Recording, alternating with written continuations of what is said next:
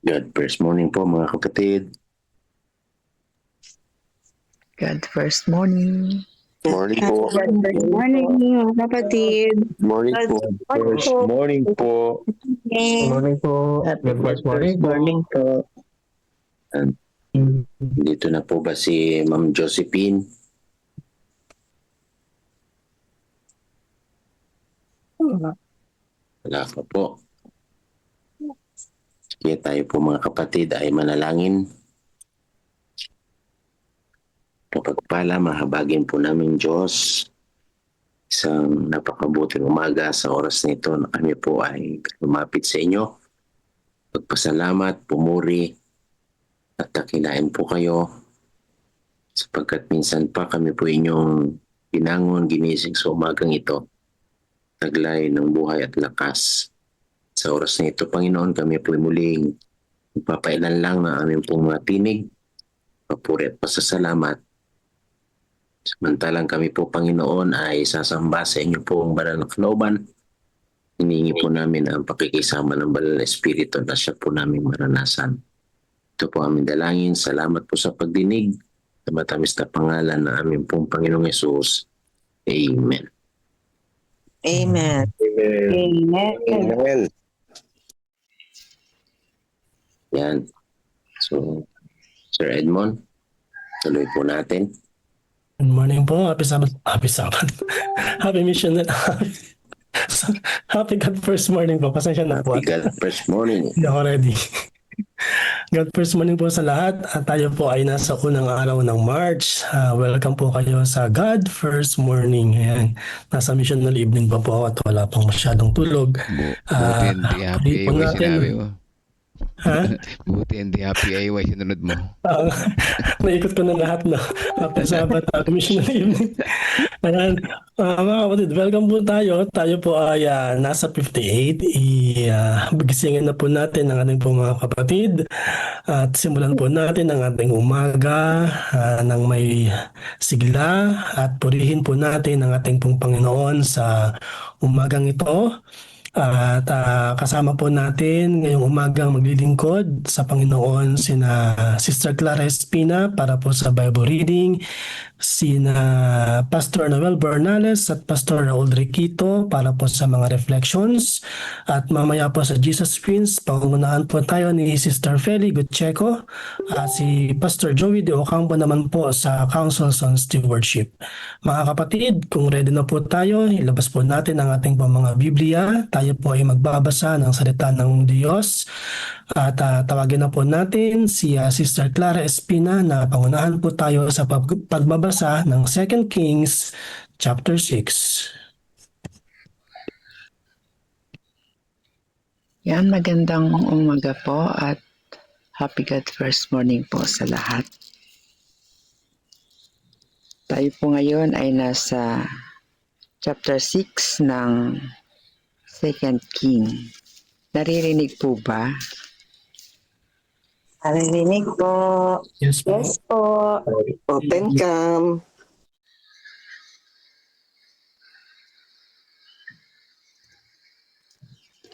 And thank you po. At sinabi ng mga anak ng mga propeta kay Eliseo, tingnan mo ang lugar na aming tinitirahan sa pangangasiwa mo ay napakaliit para sa amin. Papuntahin mo kami sa Jordan at kukuha roon ang bawat isa sa amin ng troso at hayaan mong gumawa kami roon ng isang lugar na aming matitirahan. Siya'y sumagot, sige.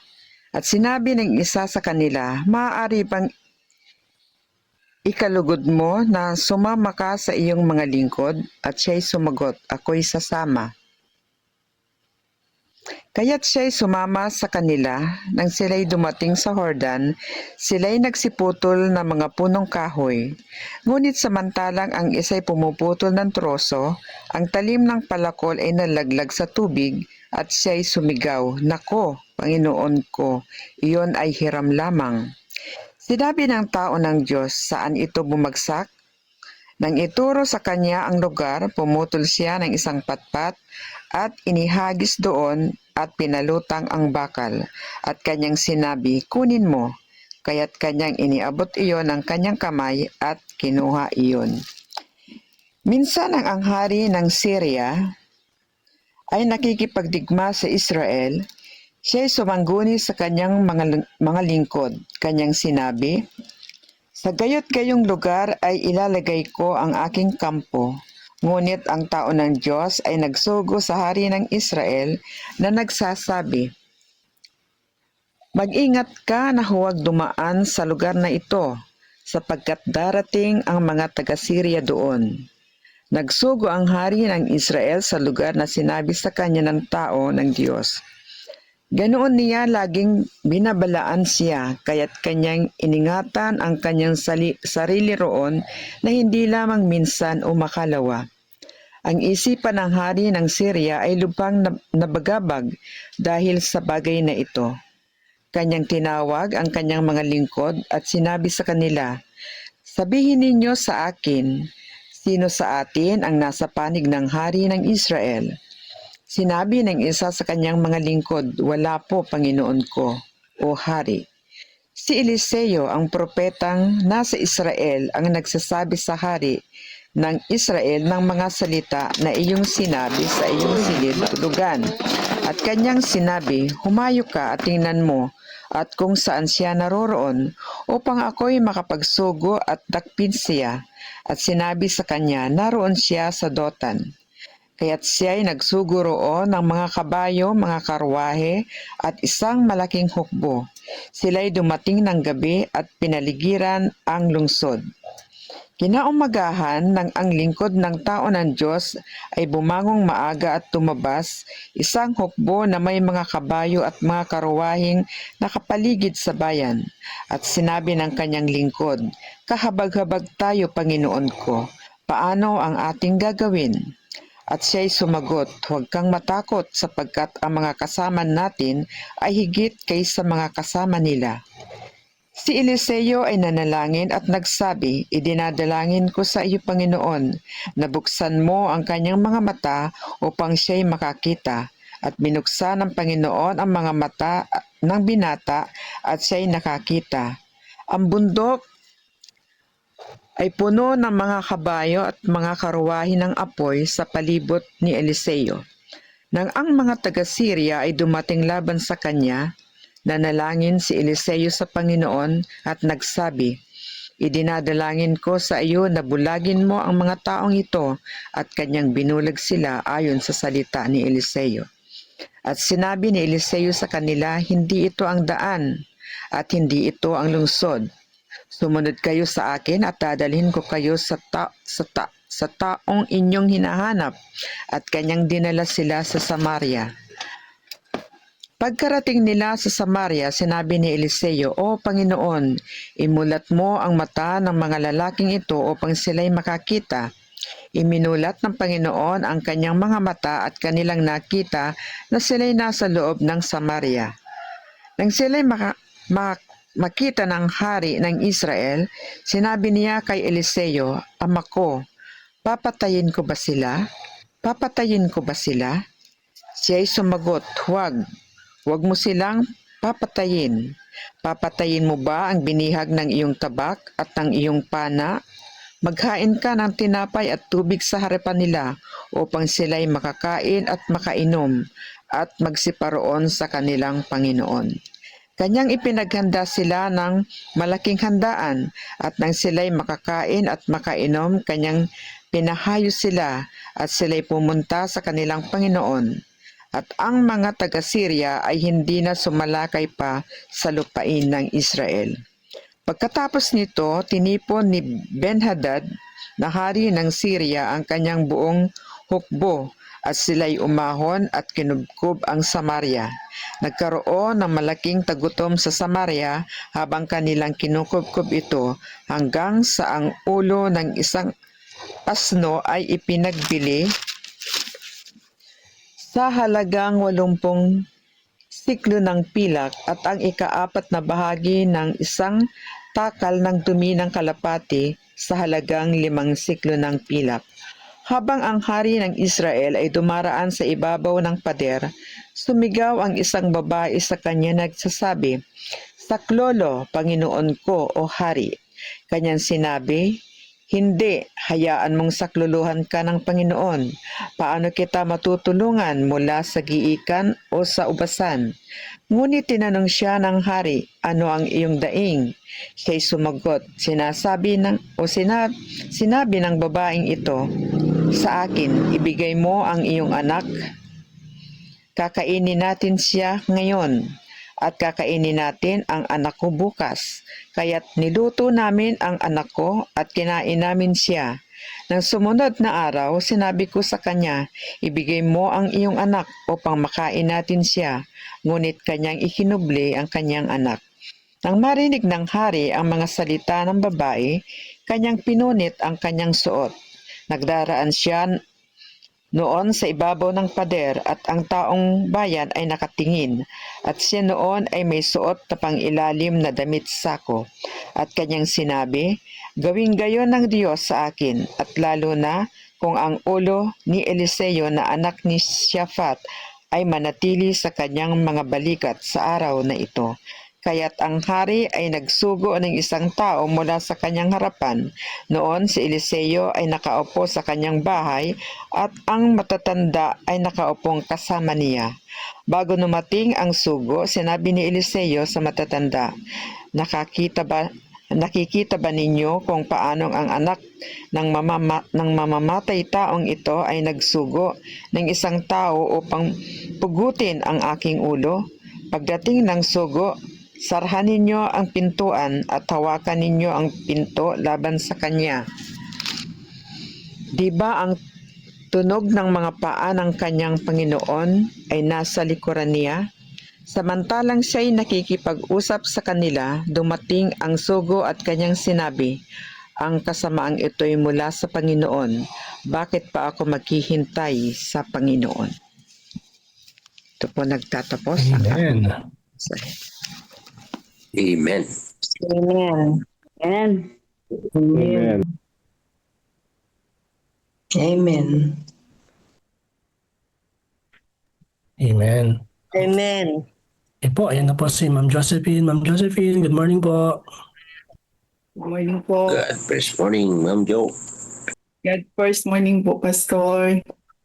Pasensya na po yung aking song nag-ikot-ikot kanina. Purihin ang Panginoon sa ating Bible reading for this morning. Maraming salamat po, Sister Clara. At ngayon po ay dadako na po tayo sa ating pong reflection na ipagkakaloob po sa atin. Mauna po si Pastor Noel Bornales and then susundan po ni Pastor Raul Berquito. Yan, God first morning po sa ating lahat. Napakasarap po sa Good umagang first ito. morning, Pastor Noel. Mapagbulay-bulayan natin ang salita ng Panginoon. Napakaganda ho ang ikalawang hari, chapter 6. Ito po ang guided question na ibinigay po sa akin na atin pong i-reflect ngayon. Unang katanungan, ano na ang nangyari? Dito po mga kapatid sa nabasa kanina ay makikita natin ang ilang mahalagang pangyayari. Una, doon sa unang bahagi ng nabasa ho natin ay lumutang ang bakal na palakol sa magitan ng himala ni Elias. Napagaganda ho yun na pangyayari. Ito po yung mga mahalagang pangyayari. At sunod ay pinalibutan ng hukbo ng Aram ang Israel, ngunit ipinakita ng Diyos na mas makapangyarihan ang kanyang hukbo. Kaya nakikita ho ng isang binata yung mga anghel. At sunod ay pinakain pa ni Elias. Ito pong napakagandang nangyari. Pinakain ni Elias ang mga kaaway sa halip na patayin. At sunod po na nangyari ay nagkaroon ng matinding tagutom. Pinatay pa yung bata. Nagkaroon ng matinding tagutom sa Samaria dahil sa pagkubkob ng kaaway. Kaya sa makikita ho natin ang mga mahalagang nangyari ay nagkaroon po ng krisis, takot, digmaan, at kakulangan. Pero nakita ho natin dito ng kapangyarihan at presensya ng Panginoon ay nasa gitna pa rin nila. No? Sunod, na guided question ay bakit ito nangyari? Ano? Dito makikita ho natin mga kapatid na ah, ang bunga po ng paglayo o kasalanan, paglayo sa ating pong Panginoon ay talagang isang malaking ano tawag nito, epekto sa buhay po ng tao, ano, lalo tigit sa kanila pong kapanahunan. Kaya ho, nagkaroon ng kaparusahan at paghihirap. Isa pa na bakit ho ito nangyari ay ito po isa ding paraan ng pagpapakita ng Diyos ng kanya pong kapangyarihan. Kaya sa gitna ng problema, ipinakita ng Diyos na siya ang tunay na tagapagligtas nila.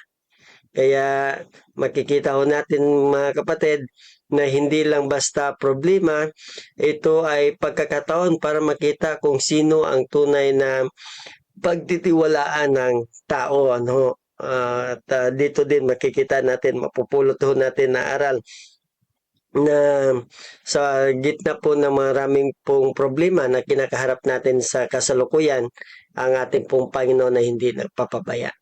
Sunod po na guided question ay ano ang dapat mangyari? Ano ang dapat na mangyari? At ang dapat po mangyari sa kapanahunan ho noon, kahit po sa ating pong kapanahunan ngayon, ay magtiwala po sa Diyos na hindi natin nakikita, no, na siyang magbigay ng solusyon. Gaya po ni Elias na ating pong nakikita na natutong makita sa pamagitan po ng pananampalataya yung ginawa po ni Elias. Sunod, dapat nga ho mangyari ay piliin ang awa kaysa paghihiganti. Kagaya ho nun na pinakita ho ni Elias, mga kapatid, na sa halip po na patayin o sa halip po na lipulin yung kaaway, ay kaya niya pa pong pinakain yung mga kaaway. Isang aral po ito ng kabutihan. Sa atin po, minsan, hindi lang minsan, sabi nga ng iba, gano'ng kadalas ang minsan. Pagka may mga taong kumakanti sa atin, pag may mga taong gumagawa ng masama sa atin, ay ginagawan din ho natin ng masama. May mga biro pa nga na kung binato ka ng bato, batuhin mo din daw ng tinapay pero may laman na granada. So, ibig sabihin yung kasamaan pa rin ay nasa ating isipan na nagnanais na gumante. Pero dapat po nating tularan si Elias, mga kapatid. Ano? At makita ko din natin dito na dapat ho ay manumbalik ho ang bawat isa.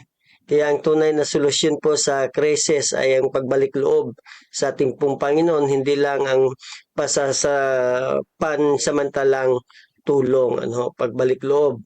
Kaya maniwala na tayo, mga kapatid, na mas makapangyarihan ng Diyos kaysa problema. Yun po ang dapat mangyari. Sa huling katanungan ay ano ang ating response? Ito mga kapatid, sa akin ang aking response na kahit po may krisis, kakulangan at kalaban, kahit po may matinding mga problema na dumarating sa buhay natin o sa buhay ko, ang Diyos ay kumikilos sa parang hindi agad nakikita o hindi ko agad makikita. Ang kailangan ko lang ay magkaroon ako ng pananampalataya, pagsunod at puso na handang magbago. Ito po ang isa sa mga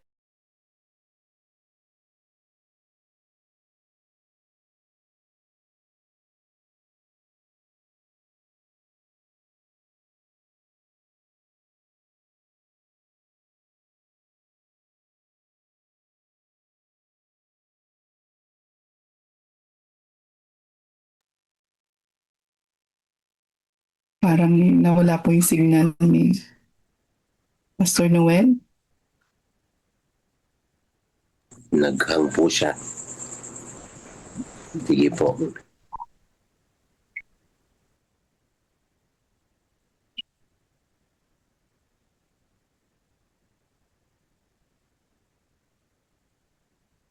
Wala na po. Sige po ay kay Pastor Drekito. Bigay po natin kay Pastor Drekito. Happy God's mercy po mga kapatid ko. Magandang umaga sa ating pong lahat. Purihin po Good ang first morning, Pastor Raul. tayo po ay narito upang atin naman pong bigyang kahalagahan ang banal na kasulatan. Okay? Ang aking pong may share reflection mula po sa aklat po ng 2 Kings chapter 6. Ito po yung nabasa na po natin. Ito po ay meron pong 3 kwento mula po sa chapter na ito mga kapatid ko. At yung unang kwento, ito ay ang tinatawag na paglutang mula sa ulo ng palakol. And then yung pangalawa, ito po mga kapatid po yung lihim na plano ng hari sa Syria. And then yung pangatlo, ito yung tinatawag na pagkupkub sa Samaria. At makikita din natin dito mga kapatid ko yung tinatawag na taggutom mula sa aklat ng 2 Kings chapter 6, 24 to 33. Ngayon, ang sabi rito mga kapatid ko, the same with Pastor Bernales, ano yung mga nangyari, bakit ito nangyari, anong dapat mangyari, at ano yung tinatawag na response bilang isang mananampalataya mula sa kwentong ito mga kapatid ko. Ang sabi rito yung unang bahagi na paglutan ng ulo ng palakol, ang sabi rito mga kapatid ko ay ang Diyos ay nagbibigay kahalagahan sa mga suliranin ng bawat mananampalataya. Ito po yung aral natin po nakita, and then tinignan ko rin po yung tinutukoy po ng ating pong prophet si Ellen White sa kanya pong SD Bible Commentary regarding po sa 2 Kings chapter 6 verse 1 to 7 na ito po ay napakaganda na dito rin po ako natuto mga kapatid. At sabi niya rito, this passage illustrates the importance of cooperation with the miracle of the floating axe head showing God's care in restoring lost power. Ibig sabihin, nakita ko rin dito mga kapatid na anuman ang pwedeng mawala sa atin, may kapangyarihan ang Diyos para ito po ay ma-restore. At ito po'y pagpapakita ng kapangyarihan, pagmamalasakit ng Diyos sa Kanya pong mga anak, mga kapatid, mga kaibigan. Ibig sabihin, laging nakatingin ang Diyos sa lahat po ng mga mananampalataya. Ibig sabihin, walang problema na walang solusyon sa harapan mismo ng ating Panginoong Diyos. Okay? And then, atin pa pong bibigyan pansin, ang sabi rito mga kapatid ko, sa manuscript 91:18-19, and sabi niya, the Lord provide an example of sharing burdens rather than placing all responsibility on one person, as seen with the 7 men working together. Ibig sabihin, ang nakita ko rin po dito mga kapatid na yung nagkaroon ng problema yung isang lalaki, isang estudyante po ng ating pong prophet, yung nagkaroon siya ng problema, hindi lamang siya ang nagkaroon ng problema. Ito po ay pagtulong, tinulungan din siya ng kanya pong mga kasamahan. Kaya ang sabi rito mga kapatid, this passage illustrate the importance of cooperation. Ibig sabihin, sa bayan ng Diyos, sa mga magkakapatid, kung may problemang isa, lagi nating tangkilikin, ito po ay problema ng lahat, mga kaibigan. At lagi nating bibigyan pansin, ang Diyos lagi nating kasama sa mga problema na ito'y pwedeng pumasok sa bawat isa. Okay? Yung pangalawa po na history po dito, itinasaklat po ng 2 Kings chapter 6 verse 8 to 23. Ito po yung history niya dito mga kapatid na paulit-ulit na gustong salakayin ang isang lugar. At ito po yung lugar po ni Prophet Elisha. Ang problema lang mga kapatid, sa bawat plano na gusto nilang sakupin, sila po lahat ay nabibigo. Ayan. Ngayon, bakit po sila nagkakaroon ng kabiguan? Number 1, hindi po sila nagtitiwala sa kapangyarihan ng Diyos. And then number 2, mga kapatid, mayroong rebellion na nagaganap at kailanman hindi sila kinikilos ng kapangyarihan ng ating Panginoong Diyos, mga kapatid. Kaya ang sabi rito, kung ating bibigyan pansin, ang Diyos ay may kapangyarihan ipagtanggol lagi ang kanya pong bayan. Ibig sabihin, laging tinitignan ng Diyos noon pa man ang kanyang bayan at laging pinoprotektahan ng Diyos tuwi-tuwi na ang kanyang bayan, mga kapatid, mga kaibigan. Kaya kung ating bibigyan pansin, ang Diyos ay meron pong kapangyarihan na ipaghiganti ang kanya pong bayan sa lahat po ng pagkakataon. Ibig sabihin, ang Diyos kailanman ay hindi po nang iiwan sa kanya pong mga anak, mga kapatid. Okay. And then meron pa pong tinutukoy dito yung pangatlo na gusto ko pong tukuyin din. Ang sabi niya rito, ano yung magandang lesson po natin mula sa aklat ng 2 Kings chapter 6, 8 to 23. Ang sabi rito mga kapatid ko, prayer transform perspective. Ibig sabihin, mga kapatid ko, ang pinaka number one na weapon lamang ng anak ng Diyos sa panahon po sa 2 Kings chapter 6 ay walang iba kundi ang tinatawag na pananalangin. And then sabi dito, God is greater than the crisis. Ibig sabihin mga kapatid, napakaganda, kung may problema ang bayan ng Diyos, tinutukoy po dito ng ating prophet na mas makapangyarihan. God is greater than the crisis that any facing ng bayan ng ating Panginoong Diyos, mga kapatid. Kaya sabi po ng ating prophet, sabi niya, even when surrounded by challenges, sabi niya, God's power and presence are greater than any, sabi niya, insurmountable enemy. Totoo po yun po, mga kapatid. Kaya natutuwa ako sa lesson na akin nakita sa mga pahayag na ito na even when surrounded by challenge, sabi niya, God's power and presence are greater than any. Totoo po yung mga kapatid na ang 2 Kings chapter 6, ipinapakita dito na ang Diyos ay pinakamakapangyarihan sa lahat po ng pagkakataon.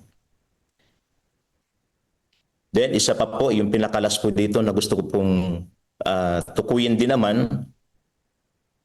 Ito po yung nasa aklat po ng yung pinakalas bahagi niya po mga kapatid, na napakaganda, ang pagkubkob sa Samaria at tinatawag na tagutom sa 2 Kings chapter 6, 24 to 33, mga kapatid. Ito yung tinatawag na pagkubkob na ito po ay paulit-ulit. Gayun pa man, hindi lamang pagkubkob, hindi lamang problemang dumating sa lugar na yon, dumating pa ang tinatawag na taggutom kung ating bibigyang pansin. Ngayon, ano yung lesson na pwede kong makita dito mga kapatid? Number one, ang sabi dito mga kaibigan, ang kasalanan at paglayo sa ating Panginoong Diyos, lagi nating bibigyan pansin, ito po ay meron pong tinatag na consequence kung ating bibigyan pansin. Gayon pa man mga kapatid ko, anuman ang pwedeng marating, maliman minsan yung ang desisyon ng bawat isa, gayon pa man, ang Diyos pa rin ay naging nandyan pa rin. Basta lagi natin bigyan pansin, ang maling panukala, ito po ay nagbubunga ng mga hindi po magaganda kung ating bibigyan pansin. Kaya, ang sabi rito mga kapatid ko, sinabi ni Ezekiel na ang kahirapan ay ito'y pinapahintulutan lamang ng Diyos sa isang takdang panahon. Ibig sabihin mga kapatid, may problemang sasapitin dahil mali pong desisyon, halimbawa, dahil lumayo po tayo sa ating Panginoong Diyos, ang Diyos pa rin ay meron pa rin kapangyarihang i-restore ang bawat isa. Ang kailangan lang natin mga kapatid, huwag lumayo sa pamamahala ng ating Panginoon. Ang kailangan lang natin mga kapatid ko, tayo po'y sumangguni lagi sa kapangyarihan ng ating Panginoong Diyos. And then number 3 mga kapatid, mga kaibigan, lagi ho tayong magtiwala lagi sa pamamahala ng ating Panginoong Diyos. Ibig sabihin, kung aking isa-summary lahat dito mga kapatid, minamahal ng Diyos lagi ang kanya pong bayan. At tuwang-tuwa ang Diyos na sa bawat desisyon mula sa maling pangyayari, pero ang tao, kapag kumikilala po siya sa ating Panginoong Diyos, negative man ang nangyayari, pero positive pa rin po siya. Bakit? Kumikilala kasi ang tao sa bayan ng ating Panginoong Diyos. At ang tao kumikilala sa kapangyarihan ng ating Panginoong Diyos, mga kapatid. Kaya ngayong umaga, ang aking may sisir lamang mga kapatid, magtiwala tayo sa kapangyarihan ng Diyos. Ang Diyos ay hindi po nangiiwan. Ang Diyos ay patuloy na yumayakap sa kanya pong bayan. At kailanman, walang problema na walang solusyon sa kapangyarihan ng ating Panginoong Diyos. Maraming salamat po mga kapatid. Amen. Amen. Amen. Amen. Kaya tayo mga kapatid, no? Napakasarap magbulay-bulay sa salita ng Panginoon. Ano man ang ating nakakaharap, mga problema man, ay ang Panginoon ang siyang laging sumasa atin. Ngayon po ay babasahin natin mga kapatid ang nakalagay dito sa ating chat box. Kung nais po mag-reflect, pwede pong mag-reflect at pwede rin po nating i-chat dito sa ating chat box. Ang sabi po ni Brother Ryan Anda, no? Sinagot niya rin lahat ang ating mga tanong. Sabi, ano nangyari? May himala, may digmaan, may tagutom. Ito po yung tatlong nangyari. May problema sa maliit at may krisis sa malaki. Ang maliit yung palakol at yung bansa. Bakit ito nangyari? May bunga ang maling desisyon at kakulangan sa pagtitiwala sa Diyos. Minsan pinapahintulutan ang krisis para ipakita na siya pa rin ang may kontrol. Ano ang dapat mangyari? Magtiwala, manalangin at piliin ang tamang puso, hindi takot, hindi sisi, kundi pananampalataya. Ano ang ating response? Ipanalangin kahit ang maliit na problema. Huwag magpanik sa masamang balita. Piliin ang kabutihan kahit sa kaaway. Manatiling tapat kahit mahirap ang sitwasyon. Hindi lahat ng laban ay kailangang ikaw ay ang lumaban. May mga laban na ang Diyos ang kikilos. Ang kailangan lang ay manindigan at magtiwala. Amen. Opo, Pastor Noel. Bumalik si Pastor Noel. Medyo nagka-problema ang kanyang laptop. Namatay. Then, ang sabi naman po ni Brother Jonathan Maglonso, GFM, 2 Kings, ano ang nangyari? Ang hari ng Syria ay nakikipagbaka laban sa Israel. Pinaligiran ng hukbo ng kabayo at karwahe ng apoy. Natakot yung katulong at humingi ng tulong sa Diyos. Si Eliseo, bakit ito ang nangyari? Nangyari ito upang subukin ang pananampalataya at pakita ang kapangyarihan ng Diyos na siyang nagtatanggol sa kanyang mga hinirang. Ano ang dapat mangyari? Sa halip na matakot, dapat magtiwala doon. Dapat magtiwala doon sinusubok ang pananampalataya. Ang aking tugon kung tayo ay nakaranas ng karamdaman, problema o kabigatan ng loob, huwag tayong bibitaw sa ating pananampalataya. Ang sabi sa Romans 8:31, kung ang Diyos ay kakampi natin, sino ang laban sa atin? At first morning po. Ang tugon ko, ang sabi naman ni Brother Sunny Talusan, ang tugon ko ay dapat akong magtiwala sa Diyos kahit sa maliliit na palakol sa aking buhay. Mga simpleng problema na tila walang halaga sa iba. Hilingin ko sa Diyos ang nabuksan ko ang aking mga mata upang makita ang kanyang presensya sa gitna ng pagsubok. Piliin ko ang magpakita ng awa at hindi galit at manatili akong may pag-asa kahit may pagkubkob sa aking sitwasyon sapagkat ang ating Diyos ay makapangyarihan, mahabagin at laging kumikilos kahit hindi agad natin nakikita. Yan po. Sabi din po ni Brother Romel, ang sa 2 Kings 6 ay nagtuturo na mas makapangyarihan ang hukbo ng Diyos kaysa sa anumang kaaway. Sa kabila ng takot, sa talata 15-17 o pagkawala ng kakayahan, ang pagtitiwala sa Diyos ay nagdadala ng proteksyon at restorasyon. Ang panalangin ni Eliseo ay nagbukas ng mata ng katotohanan, kasama natin ang Diyos. Sa anumang gipit na sitwasyon, tumingin sa langit at manalangin, hindi sa problema. Ang Diyos ay makapangyarihan at handang tumulong. Amen po. Purihin po ang ating Panginoon. sa mga reflection po natin na nararanasan po natin ito sa ating buhay ngayon. Mayroon pa po ba sa atin na gustong mag-reflect? Pwede po pa tayo pwede pa po tayong mag-reflect. Ang oras po natin ay 4:38 po ng umaga. Meron pa po ba sa ating pong mga kasama dito sa Zoom?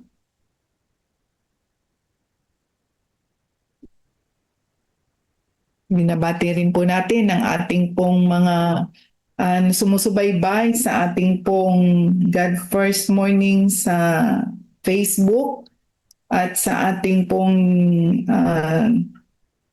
discipleship. Meron po tayo din diyang sumusubaybay.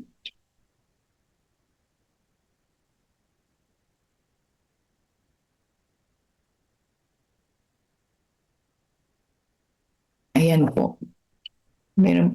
Nakikita po ba natin, Brother Edmond, yung nasa YouTube and then sa Facebook and then sa discipleship po natin? Yung mga nakasubaybay, naghang naman yung isa kong cellphone. Kita po dito, Ma'am Jo, kita po. Meron Sa tayong CLPM 33 po. sa Facebook Live. 14. Sa CLPM.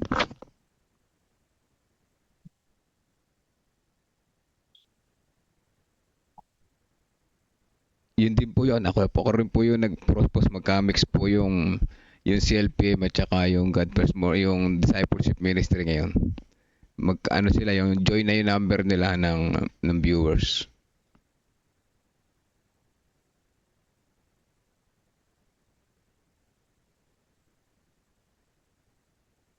Ay, opo.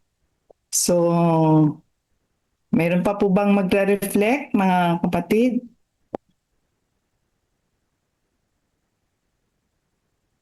Sige po. Tayo naman po ay ano na sa atin, nakita na natin ang kabutihan ng Panginoon sa ating pong binasa. So ngayon po, bago po natin panood ang ating video, ay nais po natin to close ang ating pong pagbasa ng ating Bible reading. Hingan po natin ng panalangin si Sister Clara. Tayo po ay manalangin. Dakila at makapangyarihan naming Ama Diyos na nasa mga langit ka. Tunay nga po na napakabuti mo sa bawat isa sa amin sapagkat patuloy niyo pong ipinakikita ang inyong kapangyarihan at patuloy niyo pong ipinadarama sa amin, O Diyos, ang iyong mayamang pag-ibig. Salamat, Panginoon, sa mga butil ng katotohanan na amin pong natutunan sa umagang ito. Nawa po ito itanim sa aming mga puso at isipan.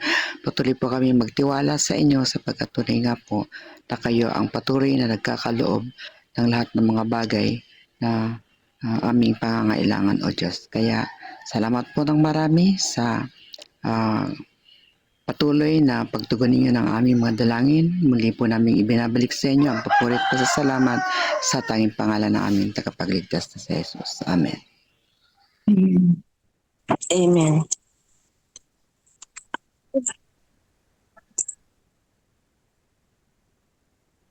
Amen po. Amen po. So, atin na pong matutunghayan ang ating pong video na ipi-play po sa atin.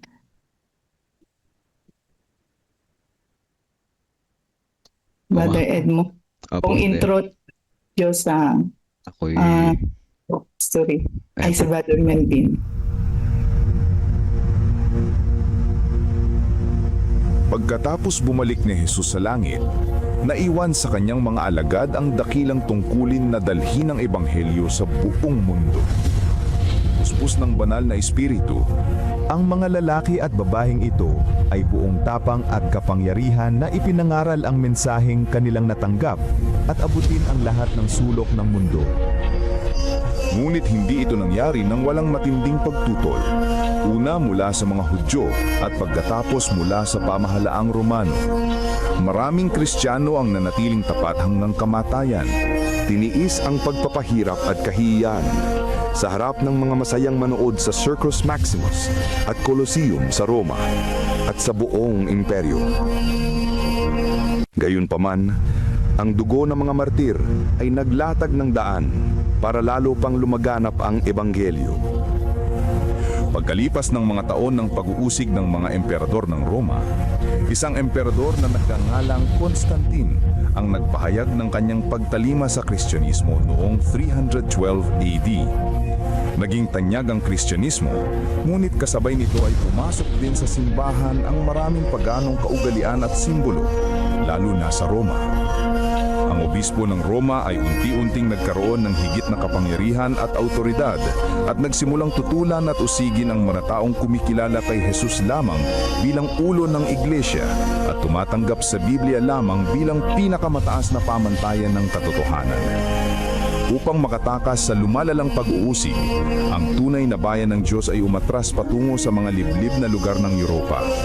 Sa hilagang Italia, ang mga Waldenses ay nagtago sa mga kabundukan. Marami ang pinatay ngunit patuloy na nagningning ang liwanag sa kadiliman sapagkat ang Diyos ay nananatiling may kontrol. Siya ay nagbangon ng mga lalaking tulad ni Wycliffe, Hus, Tyndale, Luther, Calvin at Zwingli upang tumindig para sa katotohanan. Ipinaglaban nila ang Biblia lamang, pananampalataya lamang at si Kristo lamang. Noong 1798, sa katuparan ng propesiya sa aklat ni Daniel, ang kapangyarihang panrelihiyon at pangpolitika ng simbahang Romano ay pansamantalang nabawasan nang alisin ni General Berthier si Pope Pius VI sa kanyang trono. Kasunod nito, nagkaroon ng malaking pagkagising sa interes tungkol sa mga propesiya ni Daniel at marami ang naniwalang malapit nang bumalik si Jesus. Sa Estados Unidos, pinangunahan ng Baptist preacher na si William Miller kasamang daang-daang ibang tagapangaral ang pagtuturo tungkol sa pagbabalik ni Kristo noong 1844. Subalit nang hindi bumalik si Jesus noong 1844, masusing pag-aaral ng Biblia ang nagbigay liwanag sa isang maliit na grupo na ang ministeryo ni Kristo sa makalangit na santuaryo ang dahilan ng kanilang matinding kabiguan. Natuklasan nila sa Biblia na ang ikapitong araw ay Sabat na itinalaga ni Jesus para sa kanyang bayan. Unti-unti nilang naumawaan na ang kanilang misyon ay ipangaral ang mensahe ng tatlong anghel sa Apokalipsis 14. Bilang mga Seventh-day Adventist, ang layunin nila ay ipangaral ng may kapangyarihan ang walang hanggang ebanghelyo at ihanda ang mundo sa pagbabalik ni Kristo. Mahigit sa 160 years na ang lumipas, mga taong dumaan sa dalawang World War, maraming kampanyang militar, mga krisis sa ekonomiya, ang pagtaas ng ateismo at sekularismo at pagdami ng populasyon ng mundo. Dumami rin ang mga natural na kalamidad na pabalik-balik at lumalala. Sa panahong ito, ang misyon at mensahe ng iglesia ay mas may kabuluhan at mas agaran kaysa dati. Si Jesus ay malapit nang dumating at ang mundo ay dapat na maihanda. Maghanda sa pagsalubong sa Diyos. Amen. Amen po. Thank you po, Brother Melvin, sa ating play ng ating pong God First video. Ngayon po ay dadako na tayo. Andiyan na po si Sister Feli. Pagbasa po ng ating Jesus Wins. At ang magbabasa po ngayon ay si Sister Feli Gocheco. Sister Feli, God First morning po. Good morning po. Happy God First morning po, mga kapatid. Ang ating pong babasahin ay sa March 1. Ang pamagat po ay ang kanyang landas. Malinaw po, ma'am? Opo. Thank you. At sinabi niya sa kanila, ano ba ang inyong pinag-uusapan sa inyong paglalakad? At sila'y tumigil na nalulungkot. Lucas 24:17. Ang buhay ay isang paglalakbay patungo sa malalim na pag-unawa. Maraming taon ang nakalipas, habang ako ay dumaranas ng masakit na mga pagbabago sa aking buhay, napagtanto ko ng pinakamahabang paglalakbay ay na maaaring matahakin ng isang tao ay 1 pulgada lamang ang haba. Mula sa isip patungo sa puso at kadalasan, ang sakit ang nagbubukas sa atin sa mas malalim na pag-unawa sa realidad, lalo na tungkol sa kalooban ng Diyos para sa ating buhay. May layunin ang ating pagkabasag at hindi tayo nag-iisa sa paglalakbay na ito. Palaging kasama natin ng Diyos na inanyahan tayong piliin ang kanyang landas sa halip ng atin. Isa sa mga tema ng Ebanghelyo ni Lucas tungkol sa paglalakbay, lahat ay nasa pagkilos, ngunit hindi lamang itong mga paglalakbay sa geographiya. Ito ay isang mga paglalakbay ng pag-unawa. At ang paglalakbay patungo sa nayon ng Emmaus ay hindi eksepsyon. Dumigit kumulang 7 milya ang distansya. At sa daan ng nag-uusap ang dalawang alagad tungkol sa lahat mga bagay na nangyari, kabilang ulat ng mga babae na tinuturing ng mga lalaki na walang kabuluhan. Samantalang sila nag-uusap, nagtatanungan, si Jesus mismo ay lumapit sa paglalakbay na kasama nila. Sadyang ganito si Jesus, dumarating siya at nakikilala tayo kung nasaan tayo sumasama. Siya sa ating paglalakbay upang anyayahan tayo magtiwala sa Kanya. At sa Kanyang daan at sa Kanyang kalooban sa may Ebanghelyo ang paningin at pagkabulag ay karaniwang naugnay sa espiritual na pananaw sa kakulangan nito. Tungkol sa misyon, pagkakilanlan ni Jesus. Sa kasong ito, hindi nakilala ng mga mata ni kanilang mga mata si Jesus. Minsan, humaharang ang ating mga luha sa ating pananaw kay Jesus at nagpapabagal ng ating maling pag-unawa sa ating kagalakan. Upang matulungan sila sa kanilang paglalakbay, nagtanong si Jesus sa kanila ng isang tanong. Meron na siyang sagot. Ano ba ang inyong pinag-uusapan sa inyong paglalakad? Nakikinig ang Diyos kapag sinasabi natin sa Kanya ating version ng kwento. Pagkatapos maingat at mapagmahal na inanyahan niya tayong magtiwala sa Kanya para sa atin, hindi katulad natin. Nakikita niya ang lahat ng mga bagay mula sa isang makalangit na pananaw. Kamamatay lang ni Jesus at matagumpay na muling nabuhay para sa kanilang kapakanan. Ngunit hindi nila ito naunawaan. Lumakad siya kasama nila sa kanilang paglalakbay ng pag-unawa at hindi niya tayo iiwan sa ating paglalakbay. Amen. Ang ating tugon po ay sa lupang ito pa mga kapatid ay tayo ay naglalakbay na iba-iba, di ba? May mga nakakaranas na mga pagsubok, masaya, at bilang kami mga LE ay talagang yun naranasan natin na sa ating paglilingkod bago umalis ay Panginoon, samahan niyo kami kasi sa atin hindi natin kaya yung paglilingkod kung wala ang pagkisama ng Panginoon. Lalo na kaming mga retired ay talagang kailangan namin yung talagang lakas ng dahil medyo nakakaroon natin ng mga karamdaman. Pero sabi ko nga itong last year, sabi ko, Ma'am Jo, Panginoon, wag mo naman akong pahirapan. Sabi ko, gusto kong makaabot doon na aking goal. Kaya praise the Lord, nakaabot pa ako. At kasi na-inspire din pa akong sumasama sa mga convention, sa mga ibang activities dahil nakakarinig tayo ng mga naka-inspired na mga kwento, ng mga design ng mga director, mga pastor. Kaya salamat na abot tayo. At kadalasan ay, di ba, yung mga may sakit tayo, parang nakikibahagi tayo sa paghihirap din ng Panginoon, di ba? Nadadalisay tayo pag gumaling tayo, di ba, mga kapatid, Kaya yan, sa ating paglalakbay ay, natin, nakasama natin ang Panginoon, nandyan siya. Inaalalayan tayo para hindi tayo malungkot. Kaya kasarap yung, di ba? Sabi nga doon isang awit ay, still speak. Sabihin, ang Panginoon nandyan pa rin na nakikinig, nakikipag-usap sa atin. Minsan nung ako, yung may manager kami noon na, na ngayon, Carson Kerry, not married, diba? Pumunta ako sa school, marami akong order din. Sabi ko po, tutuloy ako ng office.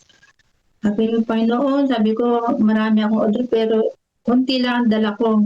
Nag-pray ako, sana Panginoon ibigay ng kasi masisira tayo sa mga may order, diba? Pagkatapos ko po nag-pray, tumingin ako sa harap, yung sa Victory. Sa baba po ng TV ay nakalagay yung Jeremiah 33, lumapit ka lang sa akin at ako'y gagawa ng mga bagay na hindi mo nalalaman. Praise the Lord. Pagdating ko po sa San Fernando, Sir, ito po yung kailangan ko, kaya lang ito lang po ang alam niyo, binigay niya mga kapatid. At alam naman ng mga manager na struggle ko sa gawain ay talagang tumutupad tayo kaya hindi tayo nagsisira. At, kaya masarap po maglingkod basta tayo naging tapat at maasa lang sa kanya na wala din sideline. Kaya nandiyan ang Panginoon na kasama mo lagi pag ikaw ay naglilingkod na may katapatan. Yun lang mga kapatid at happy God's morning po. God bless. Amen. Amen. Thank you, Sister Feli. Ito po yan. Sister Feli po ay retired na sa colportor pero walang retirement po sa paglilingkod. Bagamat siya ay retired, siya po ay nakaabot ng kanya pong license. Sister Feli, maraming salamat po sa iyong pagbasa at reflection. Ngayon po ay hingan po namin kayo para sa panalangin.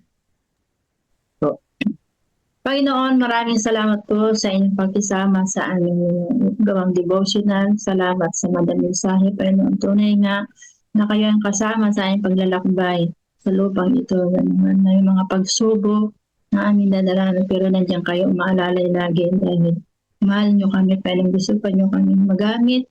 Panginoon, kaya salamat sa inspirasyon na yun. Kami nadadalisay sa mga pagsubok at sa mga karamdaman. Na Panginoon, tayo ko din nalapit na patuloy pagpalain ng programang ito dahil kami na-inspired, Panginoon. Marami kami naririnig na mga karanasan sa pagtatapat at sa mga ibang mga programa po dito. Salamat sa mapagpatuloy pa ang programang ito, Panginoon, ng CLPM upang sa gayon mas marami pang mga kapatid ang magtapat at iba pang mga panukala pagpalain, Panginoon. Sana patuloy din kaming gabayan ng banal na Espiritu, kitang huling ulan, Panginoon, yun ang kailangan namin dahil alam namin mas malaki pang mga kabagabagan ang darating sa aming buhay. Pero alam namin ito ay bibigay ng lakas sa amin, Panginoon, na kahit na kami ay harapan ng mga nakatakot, baril o bulok ay maging may lakas na kami dahil alam namin, Panginoon, ay kasama na kami sa salubong sa inyong pagdating. Kaya kung ano pang makahinaan namin, Panginoon, pagkakasala na nagawa, patawarin niyo kami upang lahat na aming kaya tinanggap na sa pangalan ni Jesus. Amen. Amen. Sa tamang panahon at may seryosong layunin, ang Kilusang Adventista ay itinatag bilang katuparan ng hula sa Biblia upang ihanda ang mundo para sa ikalawang pagdating ni Kristo. Ang banal nitong misyon ay ipahayag ang walang hanggang ebanghelyo sa bawat bansa, lahi, wika at bayan na sinasabi sa kanilang matakot sa Diyos at magbigay ng kaluwalhatian sa Kanya sapagkat dumating na ang oras ng Kanyang paghuhukom. Lahat ng naninirahan sa mundo ay dapat ding anyayahang sumamba sa Diyos bilang may lalang ng langit at lupa, ng dagat at ng mga bukal ng tubig.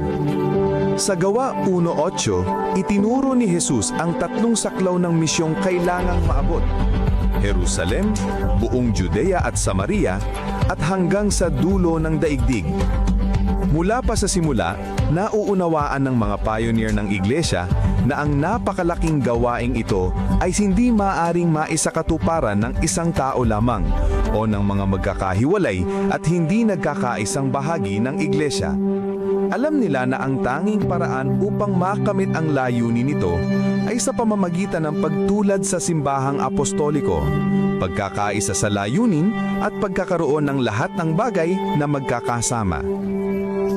Kaya upang maabot ang bawat bansa, lahi, wika at bayan, inayos nila ang nalabi sa Kilusang Adventista bilang Seventh-day Adventist Church kung saan ang mga estratehiyang pangmisyonero ay pinagpapasyahan hindi ng isang tao lamang kundi ng sama-sama sa pamamagitan ng mga komite. Ang mga miyembro nito ay inihahalal ng buong katawan at ang lahat ng mapagkukunan, mga ikapu at handog ay iniipon sa isang lugar at ipinamamahagi ng patas, alinsunod sa mga kolektibong desisyon at estratehiya batay sa prinsipyo ng storehouse na nasa Biblia. Ang pinag-isang pagsisikap na ito ay napakahalaga sa katuparan ng misyong ibinigay sa huling kapanahunan, ang pagdadala ng walang hanggang ebanghelyo sa buong mundo bago bumalik si Jesus. Paano na ipapamahagi ang ating mga handog? Noong 2002, iminungkahi ng Pandaigdigang Iglesia ang Combined Offering Plan na tinanggap na ng 12 administratibong rehiyon o pandaigdigang larangan.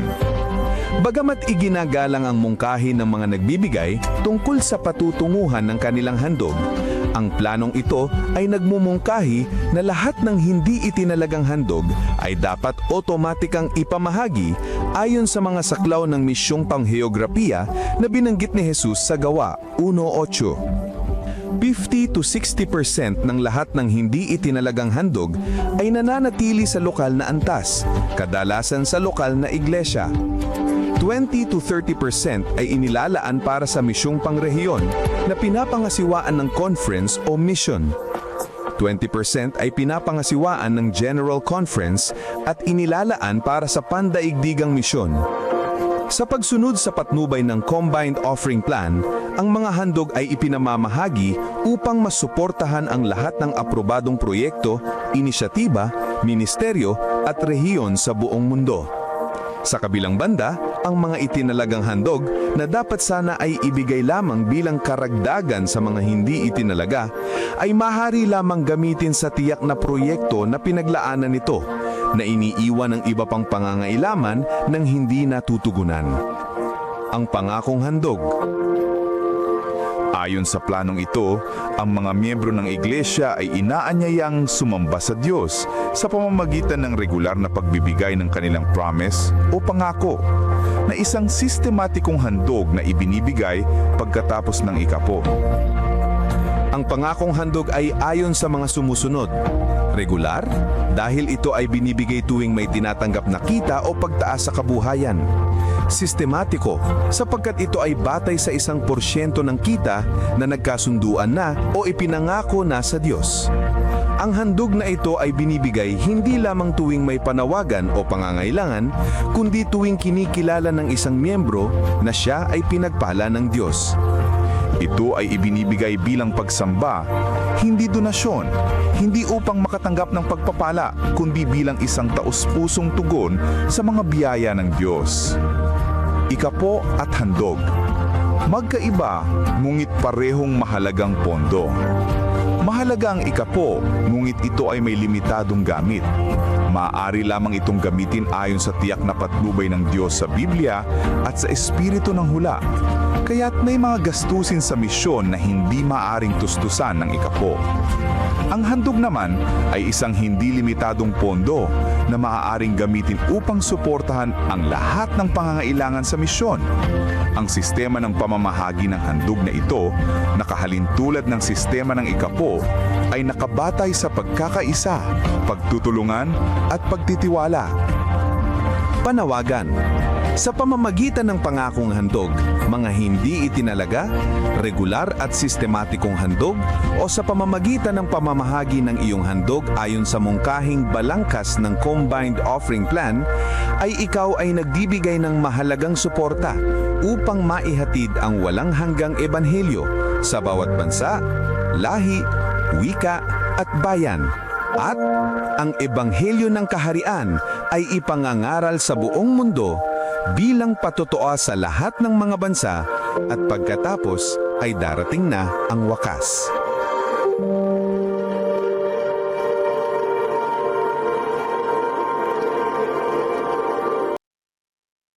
Amen.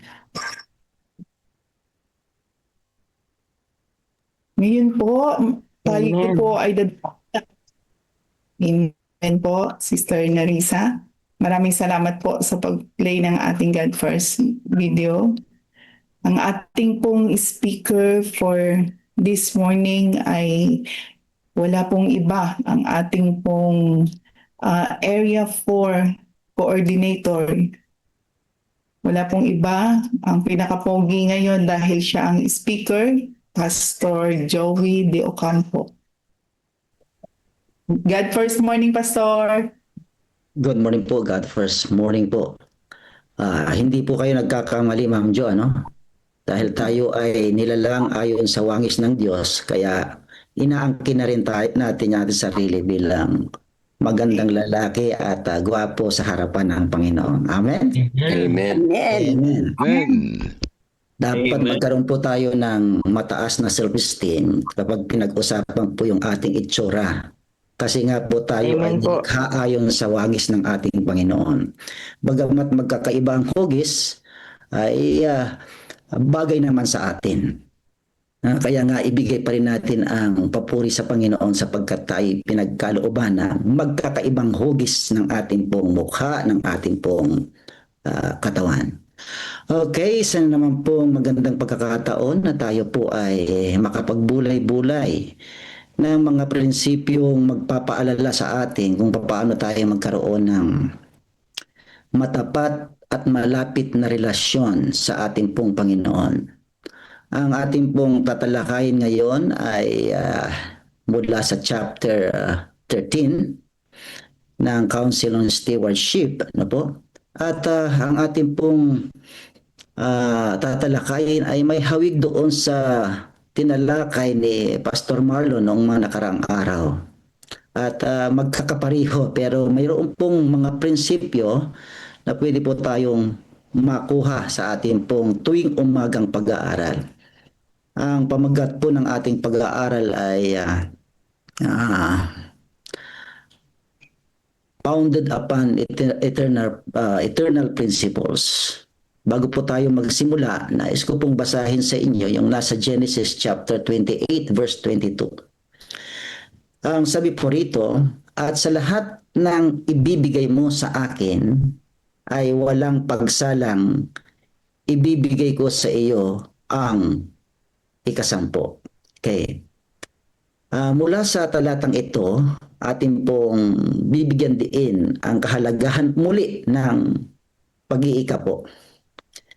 Marami pong mga tao, maging sa loob ng iglesia, mga kapatid, na ang ikapo ay nagsimula, iniisip nilang ito'y nagsimula sa panahon ni Moses.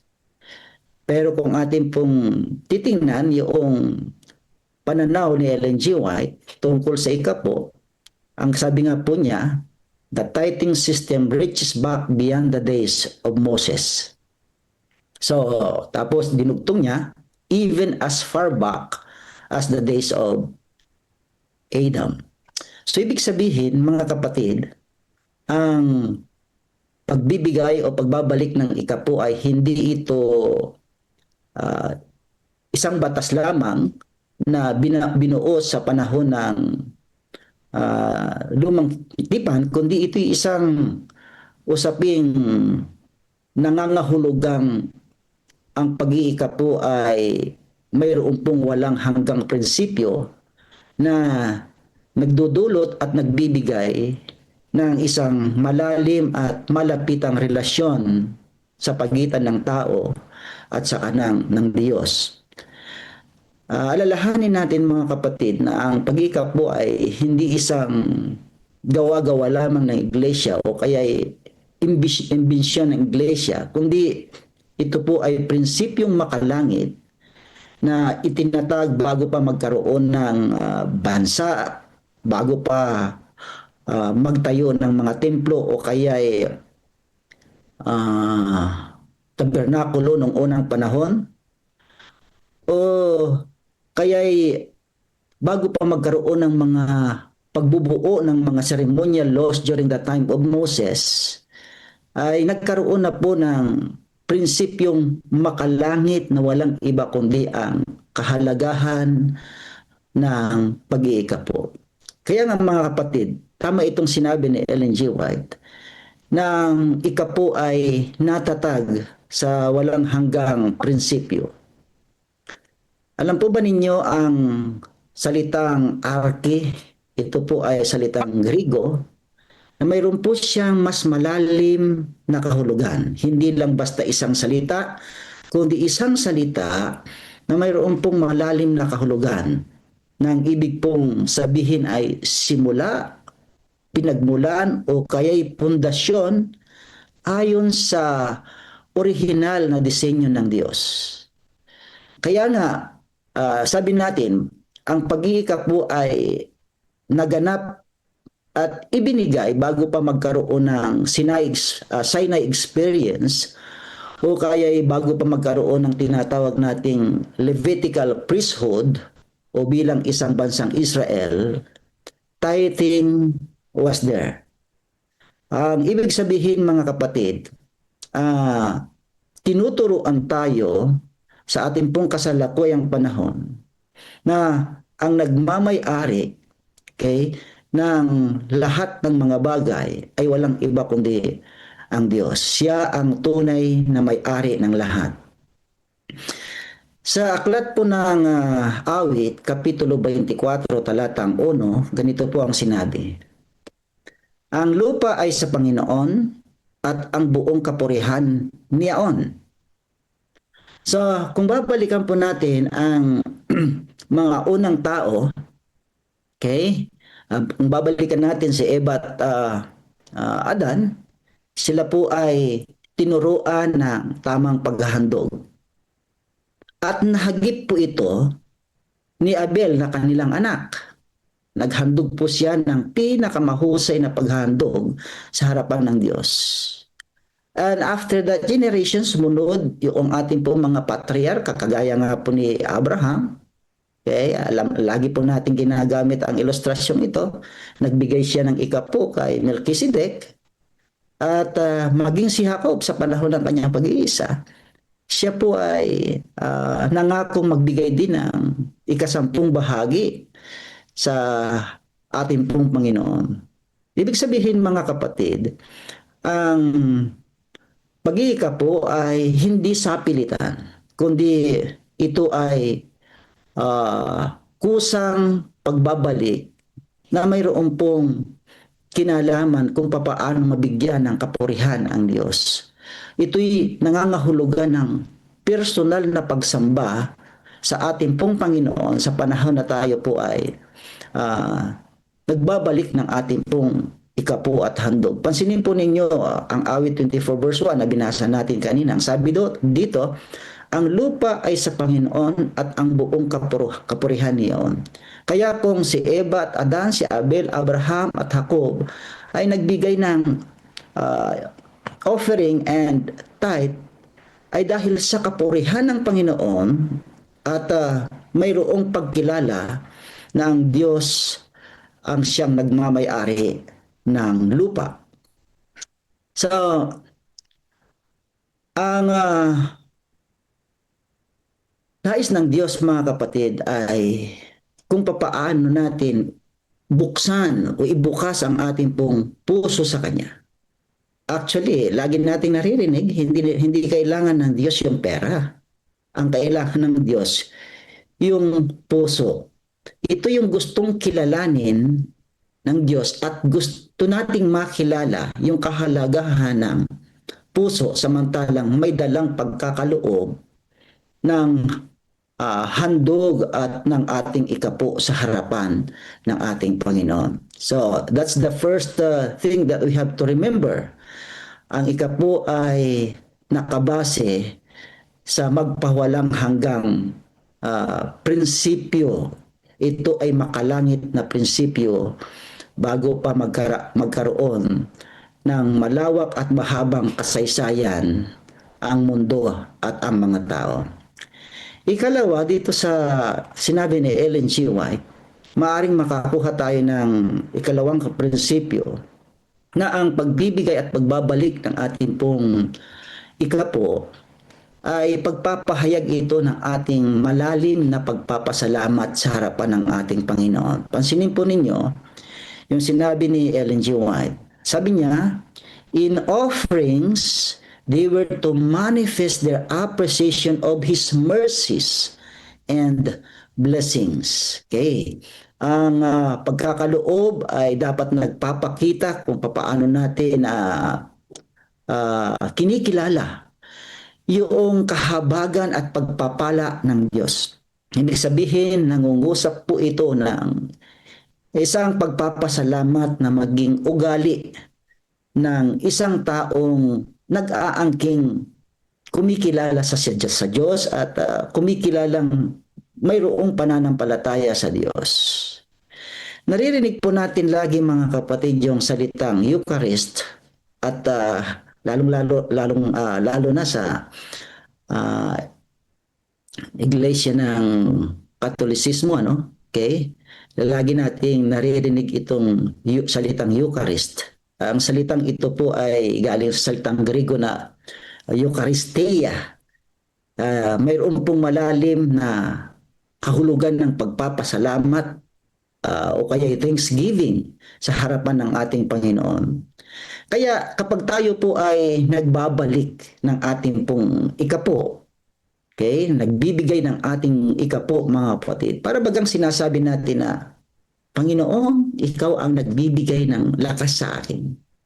Ikaw ang nagbibigay ng opportunity upang ako ay makapagtrabaho, tumanggap ng mga blessing na magpapasaya sa akin. Pero at the end, kinikilala mo na ang lahat ng ito ay galing sa Diyos. Para bagang sinasabi natin mga kapatid, ang Diyos, ikaw na Diyos ang siyang pinagmula talaga ng mga blessing na aking tinatanggap. So, yun yung ibig sabihin ng Eucharistia. Mayroong malalim na pagpapasalamat o thanksgiving sa harapan ng Panginoon. Kaya ang ikapo kapag ibinabalik ay nagpapahayag ito ng ating malalim na pasasalamat at pagsamba sa harapan ng ating Panginoon. Sa aklat po ng Deuteronomy, chapter 8, verse 18, ganito po ang natala, alalahanin mo ang Panginoon mong Diyos, sapagkat siya ang nagbibigay sa iyo ng kapangyarihang magkaroon ng kayamanan. Pansinin po ninyo yung salitang alalahanin mo ang Panginoong Diyos. Ngayon po, sa atin lagi na tayong pinaalalahanan. Pero dahil nga ang tao ay madaling makalimot, kaya araw-araw tayong pinaalalahanan mga kapatid na ang Panginoon ang nagbibigay sa atin ng kapangyarihan upang magkaroon tayo ng kayamanan. Kaya ang sabi sa talata, alalahanin ang Panginoon. Okay. Ang salitang alalahanin mga kapatid ay hindi upang magbigay lang tayo ng ating mga ikapo sa harapan ng Panginoon. Bahagi po yun. Sangayon sa sinabi ko kanina, ang salitang alalahanin ay nangungusap po siya ng pasasalamat, pagsamba sa harapan ng Panginoon at lalapat ng isang malapit na ugnayan natin sa harapan ng Panginoon bilang tao at siyang ating pong Diyos. Kaya nga, nananariwa sa ating isipan at puso ang pagkilala na ang Diyos ang nagbibigay sa atin ng kayamanan.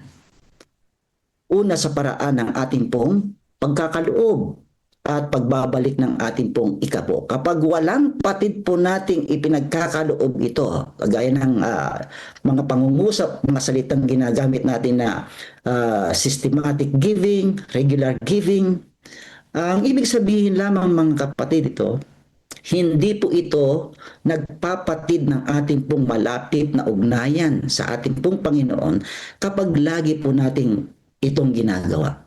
Pero kapag hindi po natin ito laging ginagawa, ay hindi rin, pinapatid din po natin yung ating pong malapit na ugnayan sa ating Panginoon. Sapagkat ang pag-iika po ay nagbibigay tulay upang maalala natin lagi ang ating pong Panginoon na siyang pinagmumulan ng lahat ng mga bagay. Okay? Kaya nga, dito ay pagkilala na ang Diyos ay talagang nagpapala sa atin. So ano po yung una?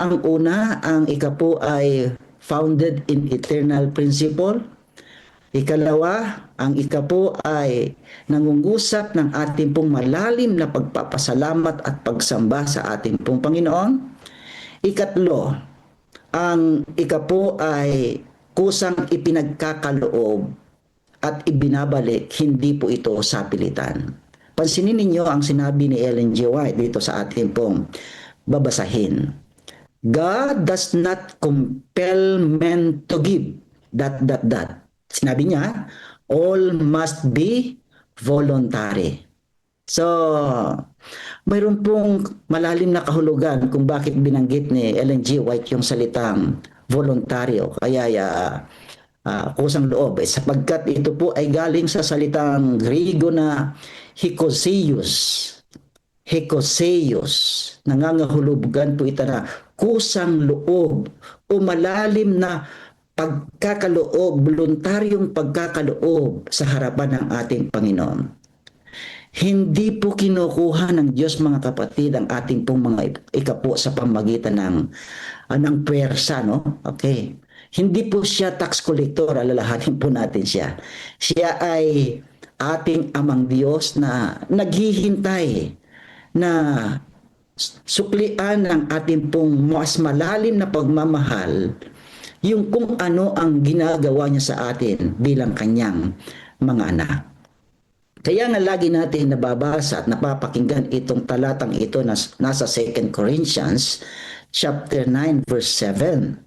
Ang bawat isa ay magbigay ayon sa ipinasya ng kanyang puso, hindi mabigat o napipilitan, sapagkat iniibig ng Diyos ang masayang nagbibigay.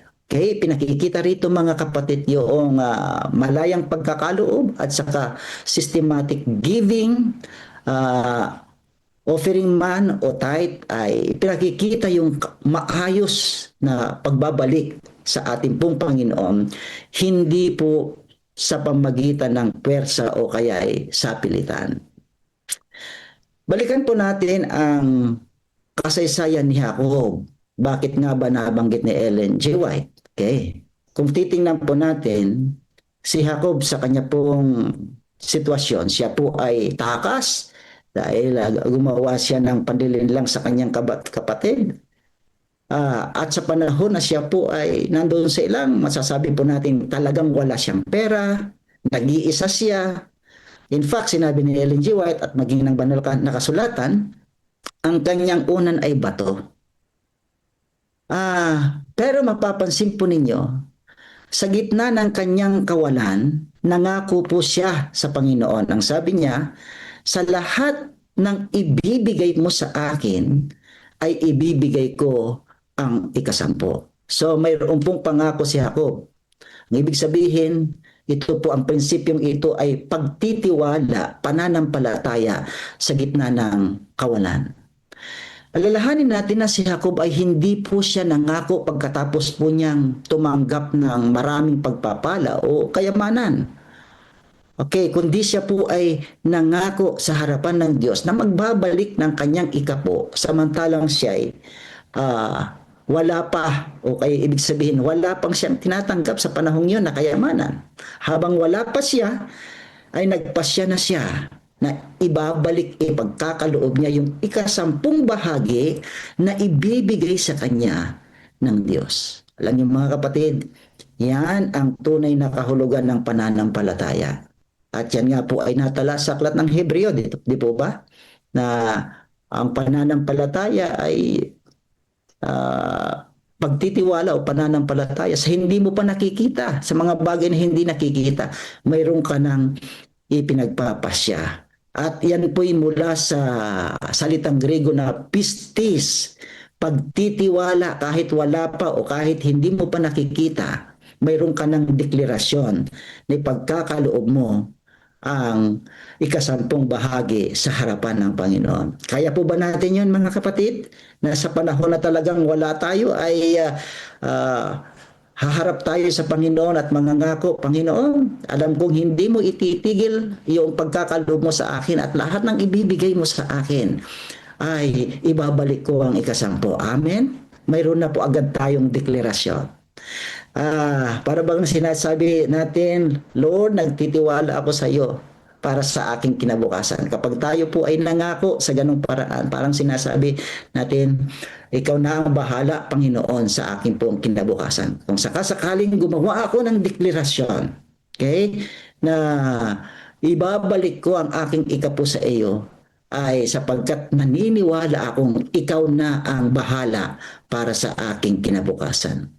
Kaya nga mga kapatid, ang aral na makukuha po natin sa sulat ni Ellen G. White sa maiksing paragraph na ito, ang ika po kung ating pong titingnan ay mas matanda pa sa mga batas na tinanggap ni Moses, okay? Hanggang sa panahon natin ngayon, mas matanda pa, mas matagal pa ang pag-iika po. At ang pag-iika po, ang prinsipyo nito ay pagkilala na ang Diyos ang may-aari ng lahat ng mga bagay. Ito'y paraan ng ating pasasalamat, paraan ng ating pagsamba, at pagsasanay ng ating malalim na pananampalataya sa Diyos. Kasi nga, founded in eternal principle ang pag-iika po. Mga minamahal ng mga kapatid, pagpalain po tayo ng ating pong Panginoon sa ating pong pag-aaral sa umagang ito. God first, morning, everyone. Amen. Amen. Amen. And Amen. po, Pastor Joey, yun na naman tayo na na-inspired sa ating Amen. aral ng counsels and stewardship.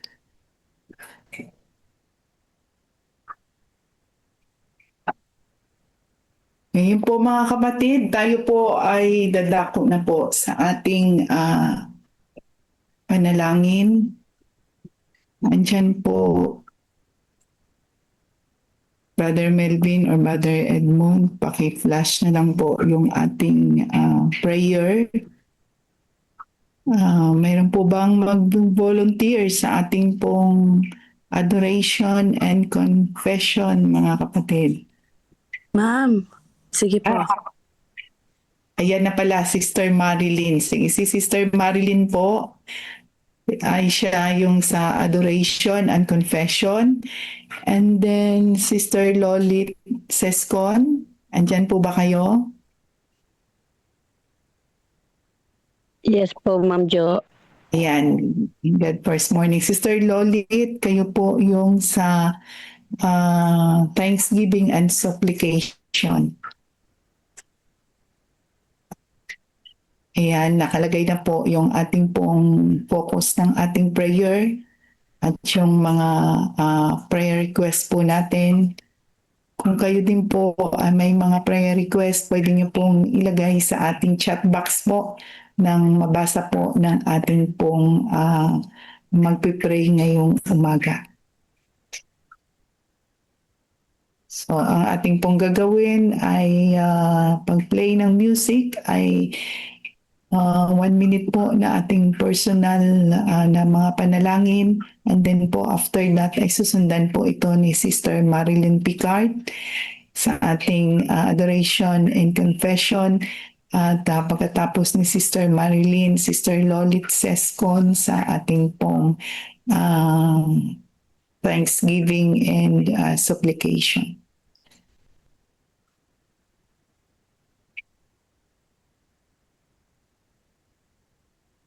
Si Brother Edmund po ang Brother Edmund, kayo po ang mag-play.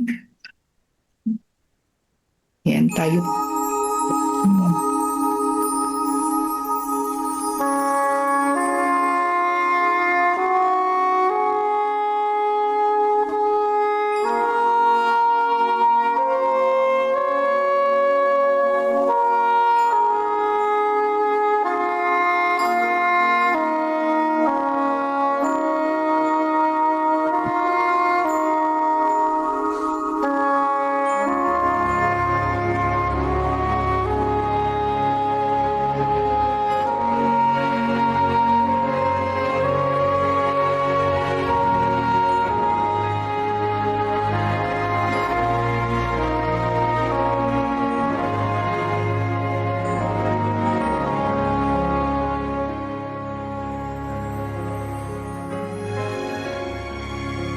Diyos na aming mga pangyarihan. Sa mga oras ito, taos puso po kaming nagpupuri at nagtuluwat. Una sa lahat, puri at muli kaming nagsama at muli ang inyong puri din po tuloy ninyong pagtugon sa lahat kailangan namin mga request at patuloy ninyo ito. Narito rin po kami ikutuhot na umalala nyo sa mga nagiging maso.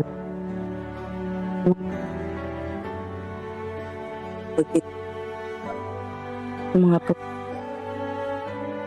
na nalilimutan namin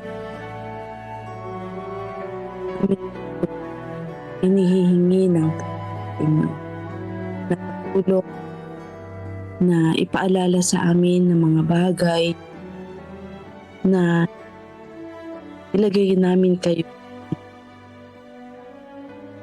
at patuloy kami bilang isang lingkod ninyo ay maging epektibong tagapaghatid ng inyong pabalita. Salamat Ama sa inyong pagpapatawad at patuloy na paggabay ng Banal na Espiritu upang ano pa mang mga bagay mga bagay na ginagawa ng kaawat upang kami ay makayanan namin ang lahat ng ito.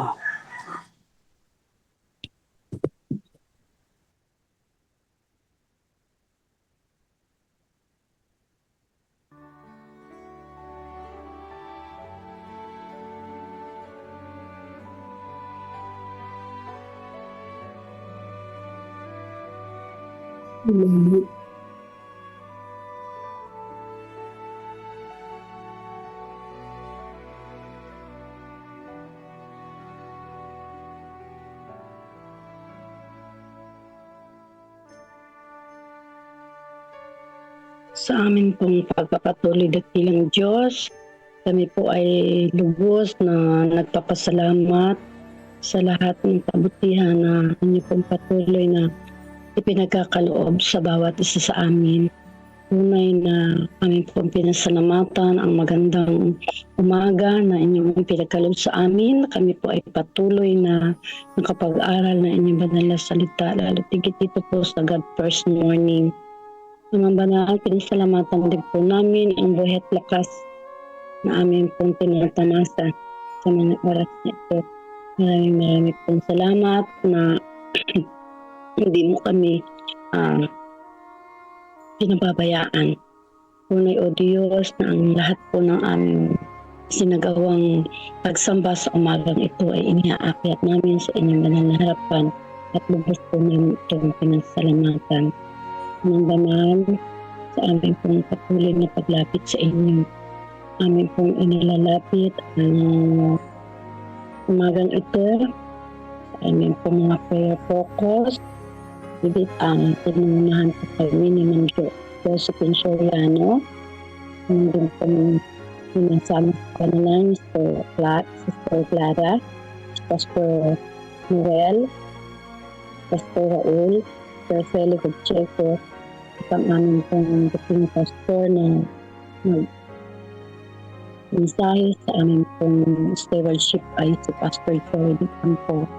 Amin din po idinadala ng dakilang Diyos ang aming pong araw-araw na sinasagawang daily spiritual empowerment ng God First Morning at ang missional evening.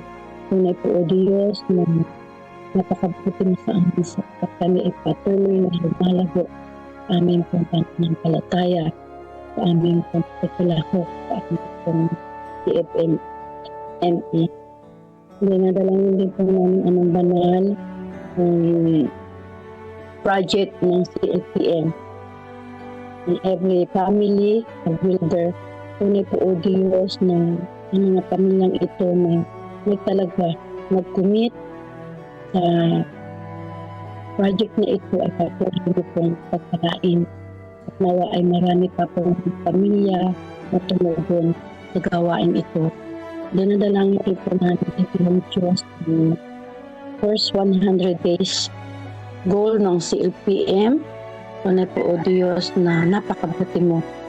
Nanawa ang 100 days po na ito ay ipagkaloob mo sa Central Luzon, Philippine Provinces Mission upang maisagawa na ang minimithi naming building upang maihayag na ang inyong kabutihan sa lugar po ng CLPM ay tunay na aming pong tinatanggap, tunay na napakabuti mo. Dalangin din po namin dakilang Diyos ang youth camp meeting sa April 2 hanggang sa April 5 sa Klaa. Tuloy din po namin inilalapit sa inyo ang mga Bible interest sa bawat crusade na isinasagawa, lalo tigit sa lugar po ng Candabat Church. Dinadalangin din po namin ang mabanal ang marami pang mga gawaing isinasagawa sa mga crusade, sa mga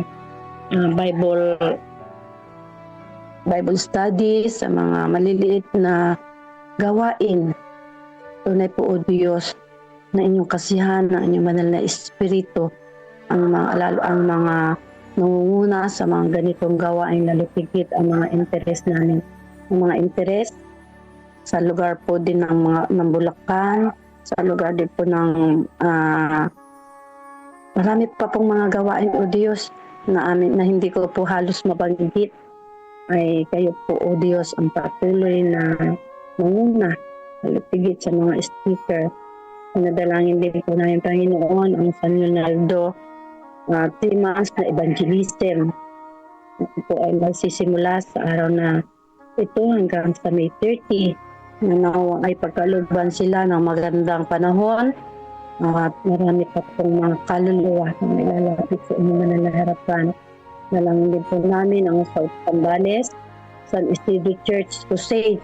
Ito po ay magsisimula sa April 8 to 17. Crusade sa Dinadyawan, Aurora. Isimula po ito sa araw na ito hanggang sa March 7. Nalangin din po namin dakilang Diyos ang care group. Care group ni Sister Peli Guteko. Safely ng mga kapatid, ng mga OFW sa Middle East na nagaganap na alam niyo po, Panginoon, na kayo po ang higit na nakababatid na marami mga kaluluwa na nananampalataya sa inyo sa lugar na iyon na nagkakaroon ng kaguluhan. Marami po kami mga kababayan, inyong mga anak na naroon ay patuloy niyo po na silang pakaingatan. Mga banal, patuloy na inilalapit namin sa inyo ang aking po mga pangalan na babanggitin. Sister Daisy Navarro, si Pastor Ben Santiago, na patuloy niyo pong ipagkaloob sa kanya ang patuloy na kagalingan sa kanya pong naranasan sa kanyang Sir Daisy Nicolas, Emerson, Brother Benjamin, ang mga banal Sister Net Lazaro, Sister Camilla Huno, yun, Brother Rafael Galang, Brother Roberto Diaz, Sister Teresa Emmanuel, Sister Baby, Sister Vilma, Sister Sarah, Brother Edmond, Sister Oria, Brother Marcos Espiritu, Sister Luminada Galang, Brother Rosario de Ocampo, Brother Reynaldo Crisostomo, Brother Danilo Esguera, Sister Ira. Marami pa pong mga pangalan na may mga karamdaman, O Diyos. Dumadaan na sila ng mga karamdaman pisikal. Hindi po ba maaari amang banal na kayo ang nakababatid ng kanilang mga karamdaman?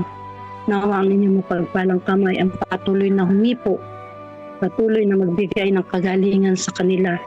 May mga iniinuman po sila mga gamot, may mga doktor na tumitingin. Nawa, O Diyos, gamiting instrumento ito upang ang mga pangalang nabanggit ay magkaroon ng kagalingan at patuloy na makisangkot sa inyong gawain kung sila po man ay patuloy na magkaroon ng kagalingan. Dakilang Diyos, patuloy ko rin pong inilalapit sa inyo. Marami pa pong may mga karamdaman, Sister Gemma. Halos hindi po namin mabanggit sa mga maraming anak ninyo na patuloy na nagtitiwala, lubos na nananampalataya na ang inyong mga pagpalang kamay ang patuloy na ihipo sa kanilang mga karamdaman. Amang banal, patuloy namin itong inalalapit sapagkat kayo po ang nangako sa amin na patuloy na magbibigay ng pagalingan. Maraming pong salamat, Amang Banal. Lalo't higit sa papasok na buong sanglinggo ng aming pong patuloy na nakikisampot sa inyong gawain buhay na amin pong itinatalaga sa inyo. Lalo't higit sa amin pong paghahanap buhay. Kayo po, O Diyos, ang patuloy na manguna. Kayo po, O Diyos, ang patuloy na magbigay sa amin ng mayamang pagkalinga at pag-iingat. Pinadalangin din po namin, Amang Banal, ang buong Central Luzon Provinces Mission sa kabuuan mula po sa pinakamataas hanggang sa pinakamababang miyembro ng Central Luzon Provinces Mission ay patuloy na pong samahan at kalingain. Maraming pong salamat, Amang Banal, sa patuloy na pagtugon at pagdilig sa aming dalangin. Hinihiling po namin ang lahat na ito hindi sa aming mga sariling karapatan. Hinihiling po namin ito sa matamis na pangalan ng mga tagapagligtas. Amen. Amen. Amen. Amen. Amen. Amen.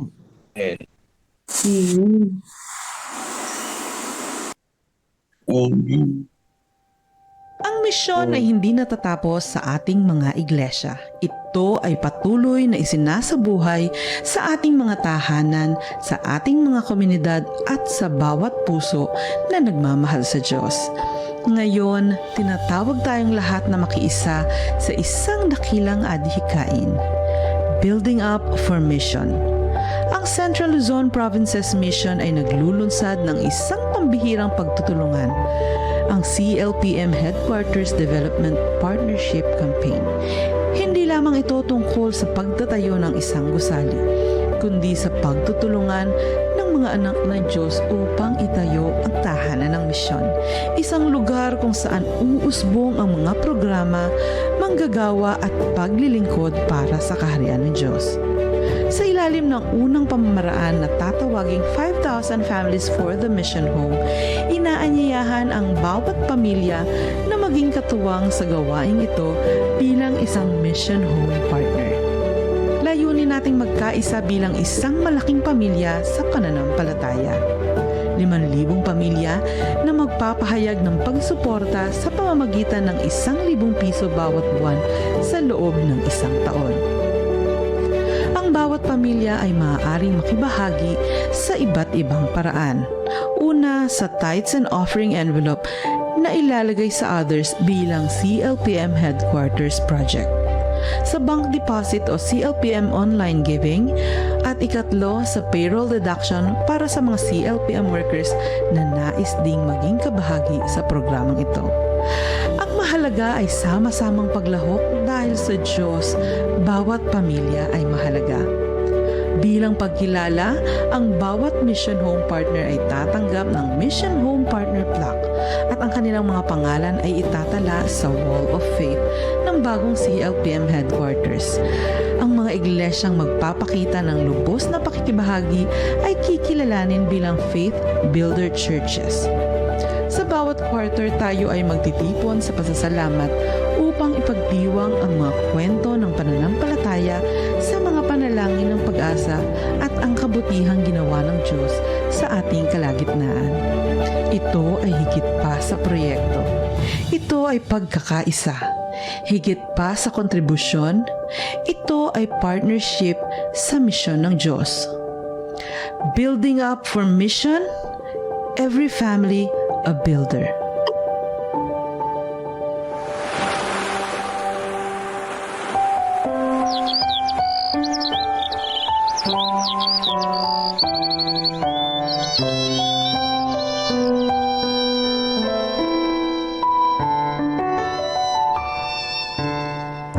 Kapag kay Kristo'y tayo'y magtatapat, sa lahat ng bagay ay magiging sapat. Sa bawat oras namang patnubay, tiyak na kakamtin walang hanggang buhay. Ang Diyos ay nangako sa mga taong tapat, sa lahat ng bagay ay magiging sapat. Atin siyang purihin sa lahat ng oras, awit ng pagluwalhati ating itaas.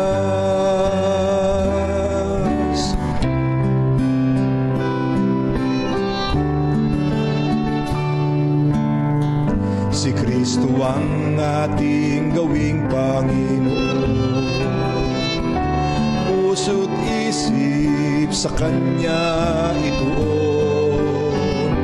Di kaput, handog, talento at dunong, misyon sa gawain ng ito'y sumulong. Ang Diyos ay nangako sa mga taong tapat, sa lahat ng bagay ay magiging sapat. Atin siyang purihin sa lahat ng oras, awit ng pagluwalhati ating itaas. Pagagaanin ating mga pasan, sa mga suliranin Kanyang tutulungan. Magtiwala tayo't Siya ang tawagan, tunay na ligaya ay makakamtan. Ang Diyos ay nangako sa mga taong tapat, sa lahat ng bagay ay magiging sapat. Atin siyang purihin sa lahat ng oras, awit ng pagluwalhati ating itaas. Purit walhati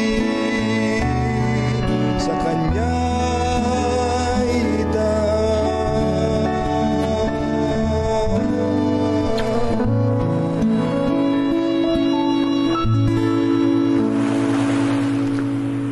Manalangin po tayo.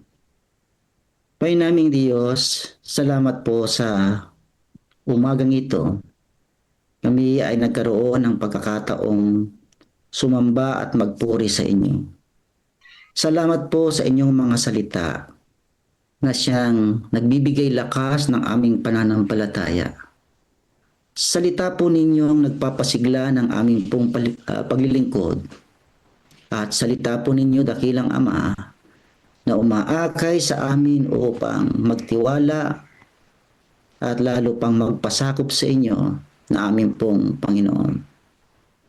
Dalangin po namin na ang inyo pong Santong Espiritu ang siyang pumuspos sa amin upang kami po'y magkaroon ng kapangyarihan na mabuhay sa maghapong ito. Magkaroon kami ng kapangyarihan na labanan ang tukso ng kaaway. At nalalaman po namin, Panginoon, na ang inyong biyaya ay sapat upang kami po ay manatiling magtatapat sa inyo pong banal na harapan. Dalangin po namin na sa amang kami tumungo sa maghapong ito upang gampanan ang aming pong tungkulin. Isugo po ninyo ang inyo pong mga piling anghel na siyang magsisilbing gabay po namin upang maging ligtas ang aming pong buhay sa maghapon, na may patuloy na pagkilala na kayo ang aming Panginoon ng aming pong tagapag-ingat sa aming pong paggawa sa maghapon. Ito po ang aming dalangin sa pangalan ni Jesus. Amen.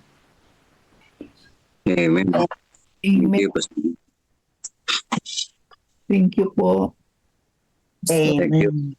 Mission statement. Make disciples of Jesus Christ who live as loving witnesses and proclaim to all people the everlasting gospel of the three angels' messages in preparation for his soon return.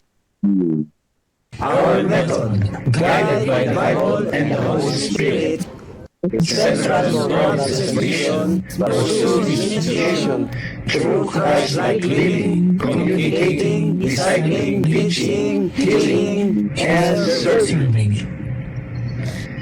I am vision. Every church a missional church. I am missional. I think, I talk, I act, I plan, I live to move forward God's mission. CLPM, we will go. Put God first and you will never be last. Pastor Joey!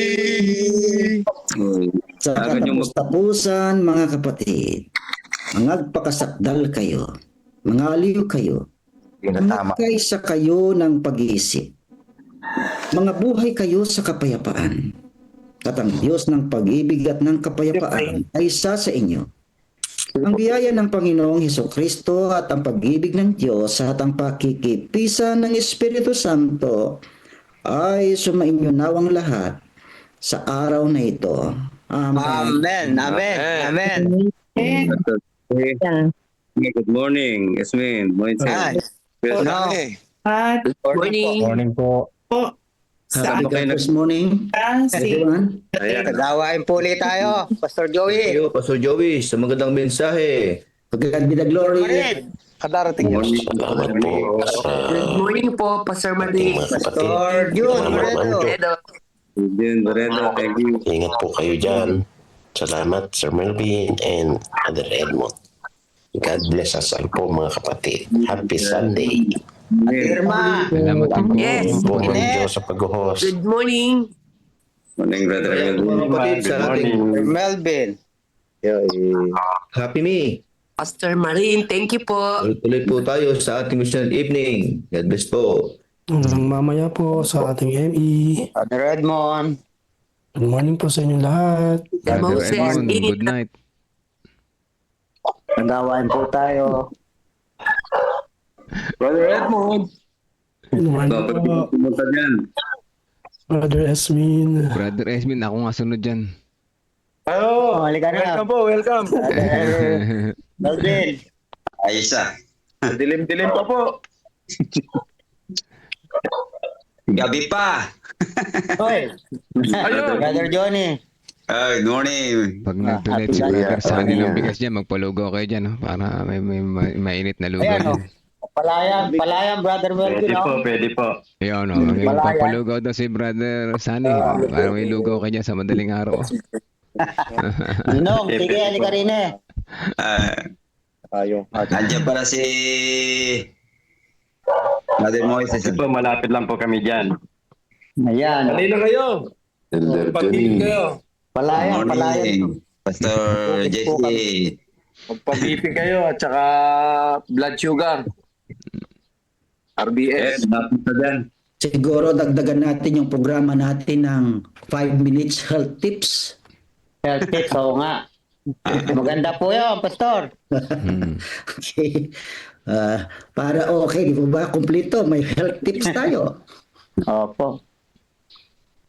Si Brother Edmond ang bahala dyan. Ayo. Brother Edmond. Okay, sige. Bye-bye. Okay, sige po. Salamat po. Bilang. Na po. Sunday. Sige po. Happy Sunday sa Ingat po lahat. kayo sa buong hapon ito ng araw ng Sunday. din po, Brother Sunny. Salamat Sige po. po. Out na Brother po Johnny. tayo. In 5, 4, 4, 3, 3, 2, 1. Bye-bye Paalam po po. mga kapatid. Okay. God bless morning sa lahat. Bye. 40 over. Bye. At yan po ang ating God First Morning Devotional mga kapatid. At salamat sa inyong pakikinig. Salamat sa pagtugon sa panawagan na makiisa at nagit sa lahat. Manatili po tayo mga kapatid. God First Morning po sa ating lahat. Hello. po.